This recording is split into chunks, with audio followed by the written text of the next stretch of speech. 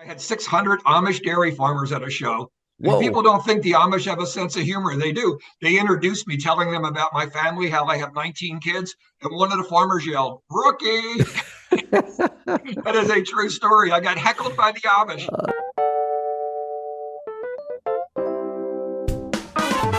It's time to have some fun. Oh, Light Talk with Sam Beeman. It's on. Light Talk is on. Light Talk with Sam Beeman. Hey guys, it's me, Sam Beeman, and you're watching or listening to Light Talk. So today I'm actually in the studio. Yeah, that's right. CTV Beam.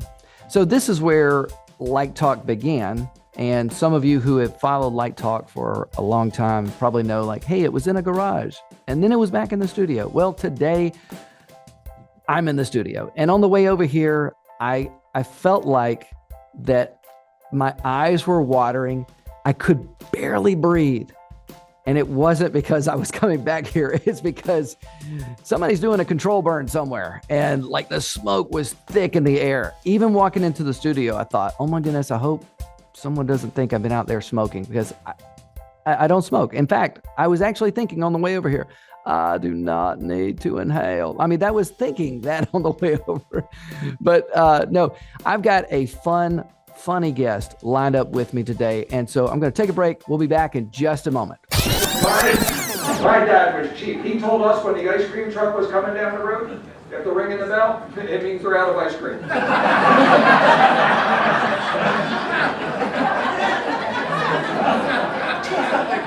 Every day we'd be sitting on the front porch. Here it comes, here it comes. Ding, ding, ding, ding. Oh, man. And we are back with Light Talk, and I'm your host, Sam Beeman. So I just wanted to bring on my guest today. There are a lot of great preachers out there and some very funny comedians, but nobody combines fun and faith like Gordon Douglas. Gordon, how are you? I'm doing great, Sam. It's great to be back on Light Talk. Hey, always a privilege and an honor to have you on the program. I know that the first time that you ever came on the program, I believe that was in the garage. Yes. And it was somewhere between 110 and 120 degrees at that time. But you were always cool anyway. And I agree. Oh, man. Thank you. You're too kind. You know, it was, I think we joke about this probably every time we talk about it, but it was the pool table, right? Didn't I have a pool table in the garage that I think, like, part of the shot, you can look at that video and see the corner of the pool table. Well, the garage door, the gas can that was behind me. The gas can, yes. And the ultimate was your mother interrupting halfway through. Oh, man. Live TV. Yes, indeed. So what I like to do is jump in real quick with some questions here, just rapid fire questions, just to kind of get our audience up to speed, on who you are and maybe your personality. So here you go. You ready?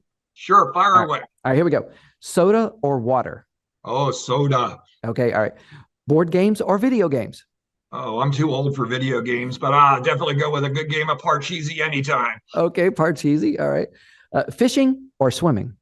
Ooh, I am in the Senior Olympics in swimming. So yeah, definitely go swim. Fishing, too boring. I like action. Oh, yeah. Okay. Beach or the mountains?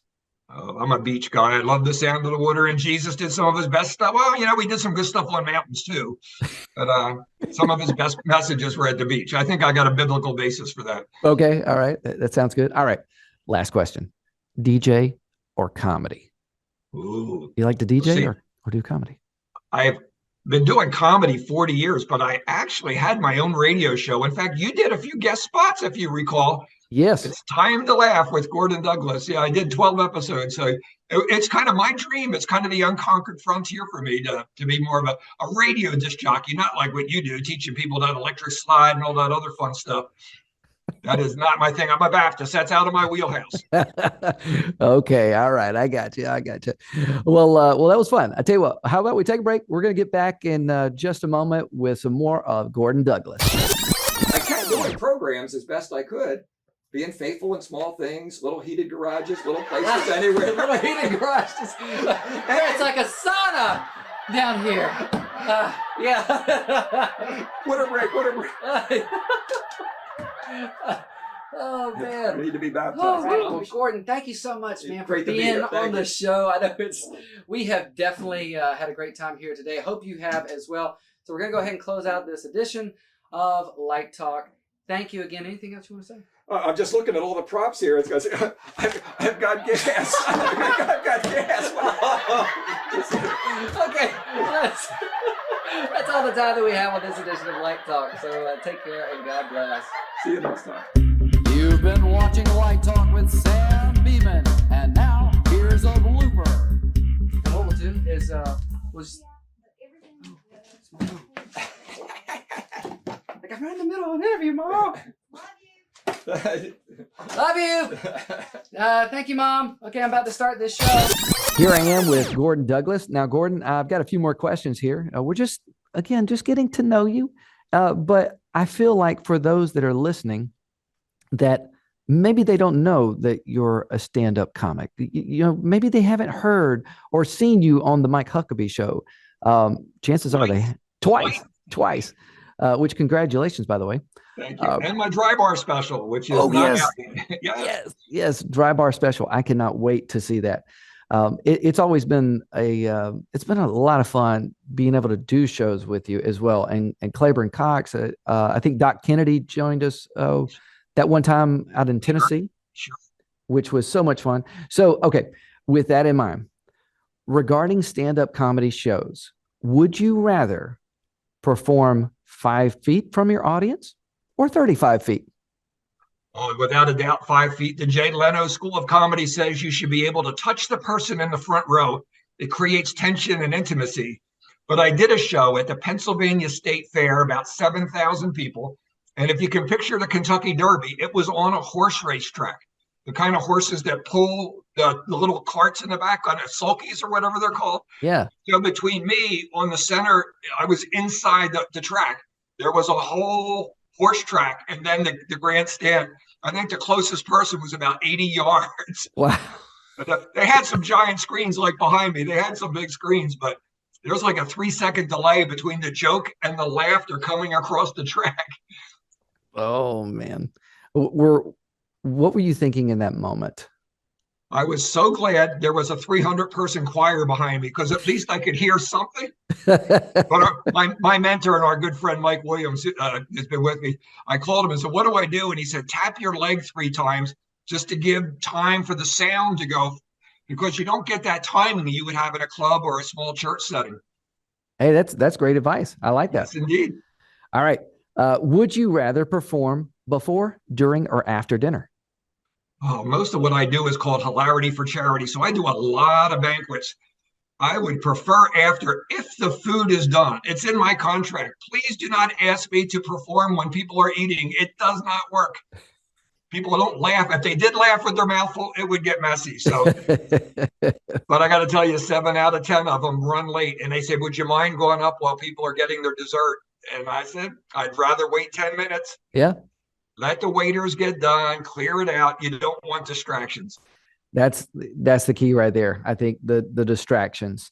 Would you rather perform in a well-lit room, or would you rather it be dark with stage lights? So I have dozens of books on comedy science, and I disagree with the experts where they like the room dark because they say people will laugh more if it's dark because of the anonymity. Okay. But I like a bright, cheerful room. I think comedy is contagious and it spreads. I want people to see each other laughing because I think it works better that way. But I think that I'm in the minority on that. So ideally, I want the house lights about 30-40%, just enough to see heads bobbing and laughing. But I think when people see other smiles and hear that laughter, it is very contagious. I like that. I like that. Would you rather perform for kids, adults, or both? Oh, definitely adults. I only have 2 booger jokes. I can't. One of them is, do you know the difference between boogers and broccoli? What's that? No, I'm not coming to your house for dinner. Oh, yeah, there you go. Well, and I know that you've received a lot of jokes from kids that they tell you Yes. jokes all the time at your shows. Yeah, I have a whole section when I get to do a 1 hour show where I will minister to kids, or if I can use that word, I will cater to them and do 10 minutes of knock knock and booger jokes. But I wouldn't want to do a 45 minute to an hour. I don't mind if they're in the audience. I just don't want a whole audience of kids under 12. That's true. And you have to know your lane too as a comic. Yes. You have to know your lane. So if your material is geared towards children, then that's perfect.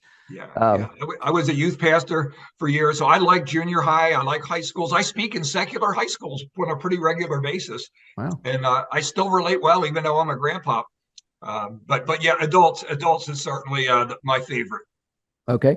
Would you rather perform with or without a PA system? Ooh, without. Good grief. Well, I've been doing this so long. They didn't even have PA systems when I started. Then they had that little megaphone and then those circle speakers they got from McDonald's. Wow. I take my own sound system with me, but I got to say the last 10 years, most places, even churches, have a pretty decent system. So yeah, having vocal problems, and you know that story, I lost my voice for 2 years. When I don't have to strain and project, it makes a big difference. Absolutely. All right. Would you rather perform in a small venue or a large, which kind of goes along with the PA system, but would you rather a small or a large venue?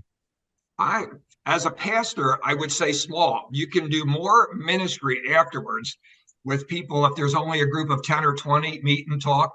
But as a comedian, like one of the biggest shows I did was First Baptist Orlando. I mean, it's like 6,000 people. It's a mega church. Wow. Yeah, they have 3 bathrooms, Sam. Yeah, first, second, third John. I mean, it's a big church. It's a big church. And laughter is great, and a lot more people get to hear your message and your testimony. So there's advantages to that. Yeah. But Milton Berle's Treasury of Humor, he has an appendix, and he has what he calls the rule of 80. And somehow in his years of vaudeville and all the years of radio and comedy, he said if you get 80 or more people in a room, comedy doubles. Laughter will double. And having done this for over 30 years, I think that's pretty true. You can have fun at a men's breakfast with 25 guys in a church basement, but it's not the same as 500 people in a banquet hall. There's just a different chemistry there. Yeah, that's true. And I know that you've even done comedy in the Amish community as well. So that's a smaller venue, right? Yes. I had 600 Amish dairy farmers at a show. Whoa. And people don't think the Amish have a sense of humor. They do. They introduced me telling them about my family, how I have 19 kids. And one of the farmers yelled, "Rookie." That is a true story. I got heckled by the Amish. That's awesome. And I didn't sell one DVD that night. I wonder why. Next year, bring a generator. Yes. Oh, man, that's so much fun. All right. I tell you what, Gordon, we're going to take a break here real quick, and we'll be back in just a moment because I want to hear about what's new. Sounds good. All right. Listen, can you hear that? Pastor Gordon Douglas here with today's Word from the Word, and the Word is about worrying. A lot of you are upset, and when's that bailout check going to come, and where's my next meal coming from, and when will I get back to work? We're worrying about a lot of stuff. I'm here to encourage you from God's Word. Jesus in that famous Sermon on the Mount said, look at the birds of the air. In our case, listen. There's several singing right now. There's a woodpecker in the distance. I'm not sure if you'll pick that up. But it says, look at the birds of the air. They do not sow, nor do they reap. They don't store away in barns. Yet your heavenly Father cares for them. The next verse says, how much more your Father in heaven cares for you.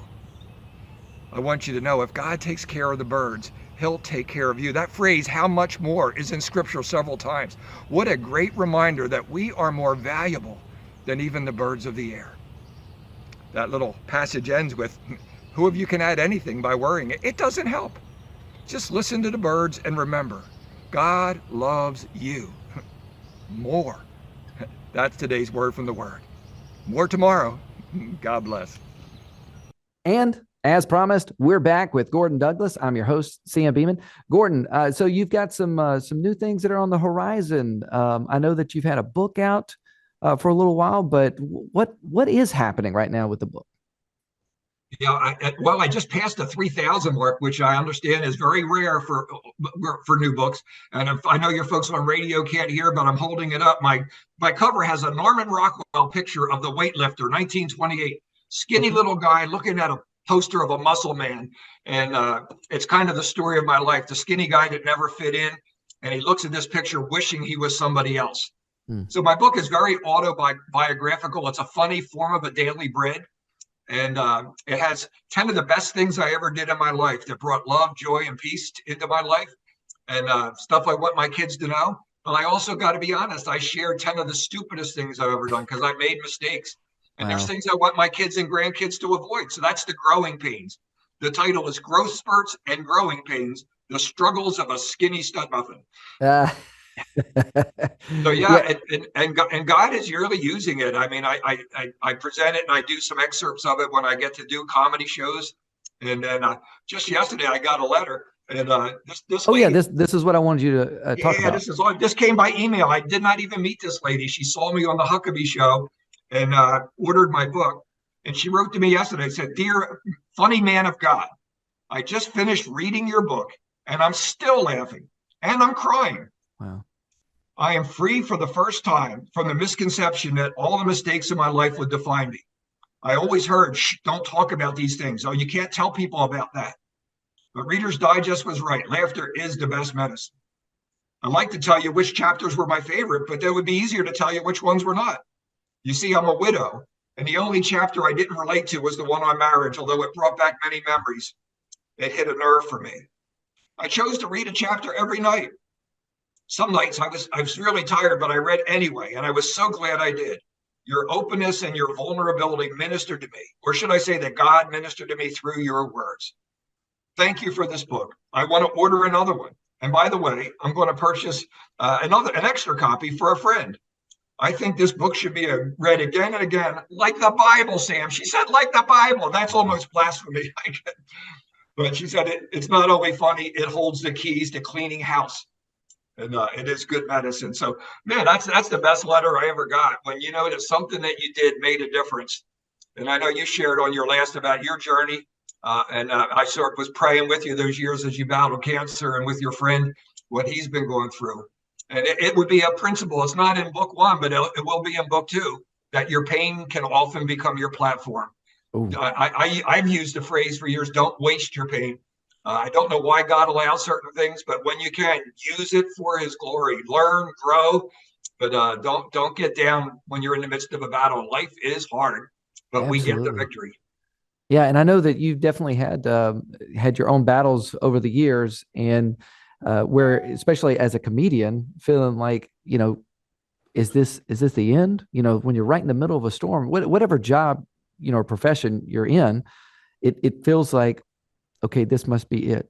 Because I know that obviously people can go to your website and find out more information about some of those things. But I know that you had lost your voice at one time, and there was a fear there. It's huge, especially when you get so much of your identity from what you do. And that was a big lesson to me. And Robert G. Lee did just a masterful job on this at the last Christian comedy retreat, where he talked about comedy as a farmer, comedy as a roller coaster, and comedy as a marathon. But that roller coaster, you go through peaks and valleys, ups and downs. And after 20 years, all of a sudden I was discovered, and I was speaking instead of 20 people at a Girl Scout banquet. I'm speaking to 2,000, and at big churches and at hockey arenas and at minor league baseball stadiums, and getting to be on TV shows. And it was just exploding. And I was so grateful. And then I got elbowed in the throat playing basketball, shattered my voice box, and could not speak for 2.5 years, barely a whisper. And everything I thought that I wanted and dreamt came to nothing. And but by the grace of God, prayer, there's a chapter or two of my book about the comedian who lost his voice. There's actually a video on YouTube that the 700 Club give that That's tells the right. story that says the comedian who lost his voice. And overnight, instantly, God healed my voice when some people prayed for me. And I haven't shut up since. I'm so grateful. But I think there's both a spiritual battle there. Did God allow that? Did God cause it? I don't know. But I know I had to reach a place of surrender and just say, Lord, if I never do comedy again, I'm still going to serve you some way, somehow. And if it's through this or if it's through that, but I just had to reach a place of surrender. And when I gave my comedy to him, my voice to him, he gave it back. And now he's opening doors I would have never expected, taking me to places I would have never thought. And you learn to appreciate every day, even as you do when you've been through cancer, as my wife has as well. Every day is a gift. And when we get to use our gifts, what a blessing. That's right. You're absolutely right. Every day is a gift. And when you go through one of the toughest storms, whatever, especially like when it's an illness, of some sort, and you feel like that this is the end, you really look at every day as a gift, as a blessing, and another opportunity to be able to pour into somebody's life, to be able to give them a compliment, to be able to give a word of encouragement. Also, if you're a Christian, to be able to share about what God's done in your heart, in your life, and because you never know what someone is going through. Yeah. Yeah, I don't know how much time we have left, but the last 2 years, just when things were booming again, of course, COVID hits. But that wasn't the only hit I took. I was at a red light, and Sam, I got hit by a car, and that's not funny, but I was hit by the Defensive Driving Academy. Now that's funny. Yeah. I was hit by the Defensive Driving Academy. So folks that are listening can't see it, but if you're watching the podcast, my right eye doesn't work correctly after 3 years. It spasms all the time. I keep glasses on so people can't. Girls think I'm winking at them. It's like, no. I'm married. I've got a facial spasm. I look like Popeye when it gets bad. I clench and shut. Wow. That's good. That's not bad. So in the midst of things going well, all of a sudden I've been kind of sidelined for 2 years. I just got cleared to start driving again. And I've been able to do some podcasts, and I got a couple little things that things are starting to open up, but it's the roller coaster. It's like I thought it couldn't get any better, and then it came to nothing with COVID. 36 of my 38 bookings canceled. Wow. And then despite that, I couldn't work anyway when it started to open up because I couldn't drive, and I had some difficulty with dizziness. That's right. You had someone driving you too, correct? Yeah, but I just started, and I have some dizziness, and I'm dealing with some pinched nerves and a torn shoulder and a bad knee and this concussion syndrome. So it's become a new part of my comedy. There are things out there, and it's like, all right, there's battles and blessings, but it's all right. All right, Lord, how are you going to use this?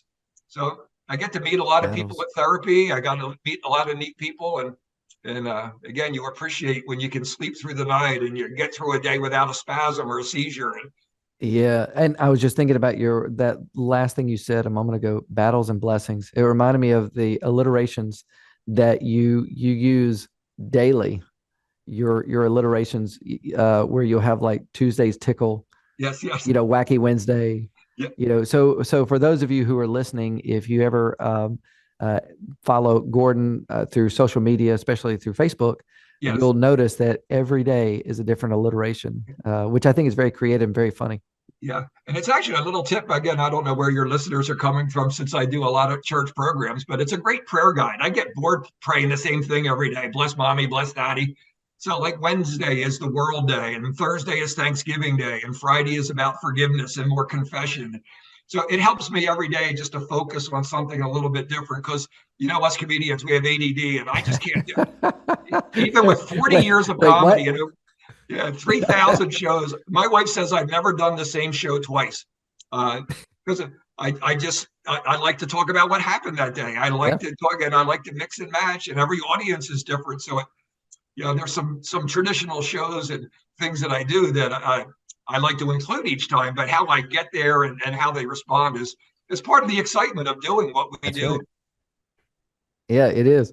Well, Gordon, thank you so much. It really has been a pleasure having you on the show today, having you on the podcast, having you on the video as well.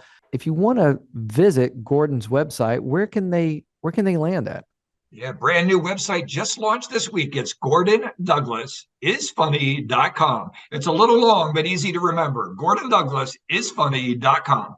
Be sure to check out Gordon's website. He's got, I'm sure, tons of videos and clips, testimonials. He's got lots of different resources on there. Also, you can check out his YouTube, Facebook, look him up. Are all of those links on there for them to be able to Well, it's a access? brand new website. I'm hoping the guy put that on there because I do have a YouTube. We're going to get on that. I We're do gonna have a YouTube channel, yes. and yeah, Facebook is just Gordon Douglas, and I try to put something funny and faithful on every day. All right. Well, be sure to check out Gordon Douglas. And before we get out of here, Gordon, would you mind saying a prayer for our listening audience right now? Absolutely. Okay. Father in heaven, thank you. That the joy of the Lord is our strength. That you are there in the midst, no matter what these listeners are going through. Lord, I pray that you would reveal your love, your grace, and your glory. Use whatever difficulties, whatever the enemy means for evil, turn around and use it for good. And Lord, I don't understand all this healing and revival that's coming, but I would pray that no matter where people are, what they're going through, you would pour out a blessing, that people would be healed, marriages would be restored, provisions would come, whatever issue people are facing. Lord, I cry out and say, Lord, do something amazing and do it in a way that people will know it is you, so that you get the glory. And I ask it in the name above every name, Lord Jesus Christ. Amen. Amen. Thank you, Gordon, so much. We really appreciate it. And thank you so much for you, the listener or the viewer, for tuning in to Light Talk. I'm your host, Sam Beeman. Take care and God bless.